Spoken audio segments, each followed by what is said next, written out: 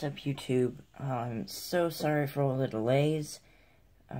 We've been doing some moving and rearranging, and that's just really set us back. But I am back and strong and ready to post monthly or weekly or daily or whenever I get around to it, which hopefully is soon. But this will be the longest break, at least for now. So let's get right into the video. So for some of you older builders who remember Hero Factory, this is my Hero Factory Reboot. These are all Hero Factory parts except for the rank sheet head, obviously, and then the Borak shield, which I will get into in a second. So if you saw the title of the video, which obviously you did, this is only going to be the review. This is not going to be the building instructions. I will post those hopefully today, but this is not the instructions. So if you're looking for those, then just keep scrolling. Yeah, so let's get right into that. So starting at the bottom with the legs. So there's nothing really fancy about them. They work just like your normal legs. They do have a little bit of extra detail. If we take this off here, you can see that this is the original Hero Factory core, I want to say. Just some little details on here. And if I get these in the shot, you'll see these pistons here. These are actually there because these ball joints don't have enough friction to hold this guy up.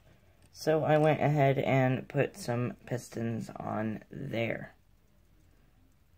Moving on to the torso. Not the arms yet, but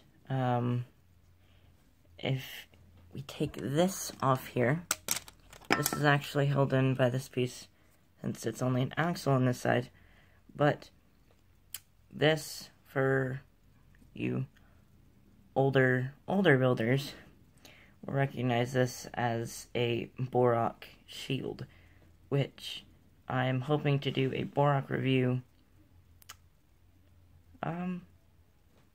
most likely later this month. So that's just held in there. And you just pop this back on there. Pull it out. Okay, moving on to the back. You see this is where the pistons to the legs connect.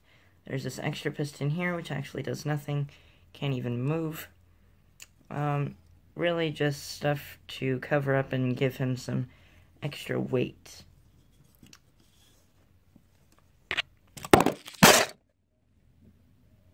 Moving on to the arms. So this is probably my favorite part of the build, just because of these hands here.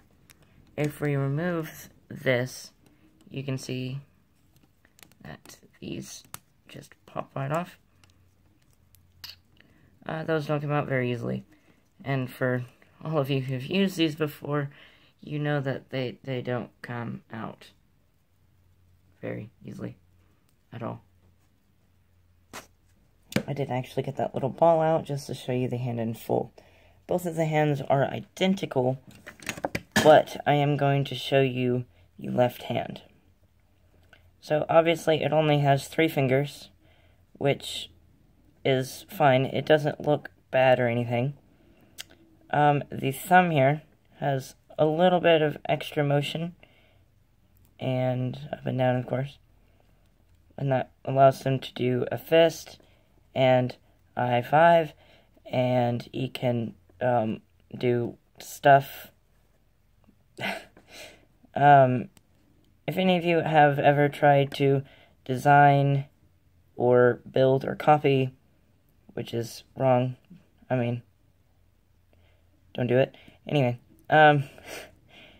if you have ever tried to make or design them, they are very complicated and hard, especially if you're trying to get them into this ball connector.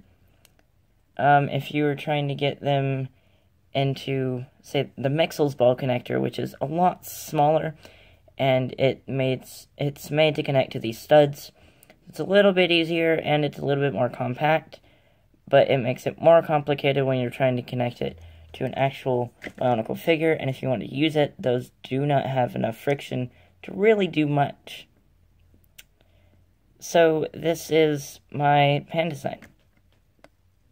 Let's move on. Moving back up here to the arms. Like I showed you, they're just the normal arm joints. These are actually part of the torso, but I do consider them the arms because they are technically the shoulder. The hand connects like normal, has a full range of motion just like a wrist. These two arms are actually not identical. One does have a bigger armor plate just because he's left-handed. I am actually right-handed. I don't know why, but I do like building left-handed figures. And yes, I do know these are mismatched. I did that on purpose. Again, because he's left-handed, this side is a little bit more, I guess, built up, you could say. And then this side is not really. It's not an extreme noticeable difference, but it is subtle differences that just give it a little bit of extra detail. The head is nothing special. It's just a Renshi mask with a Renshi, excuse me, it's a Renshi, it is a Bionicle hand, which is a red transclear, Bionicle hand. For all you older builders, you would understand what I am trying to say while still describing it to the younger builders. This is just one of the smaller interlocking arm plates. I'm just kidding. Arm dealy whoppers. And you guys, if you know the actual if you know the actual names for anything that I am missaying or I am trying to describe, please leave that down in the comment section below. I really do need your help on naming things because I don't currently know, and it would be very, very helpful for future videos to know what everything is.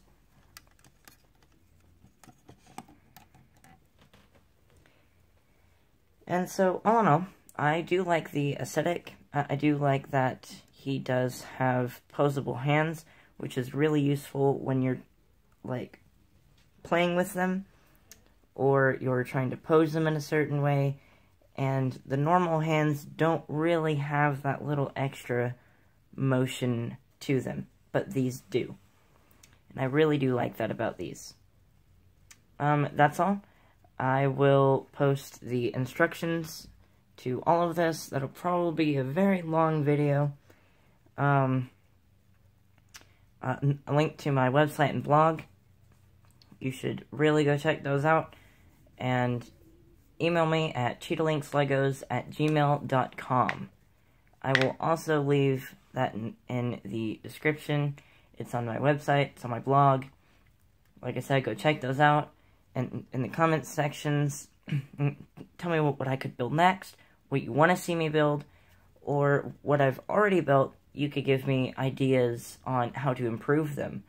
And I will try to follow up on all of y'all's requests. You can also email me pictures of things, and I will respond to all of the comments and emails that I do get. But you must actually send them for me to get them. That's all.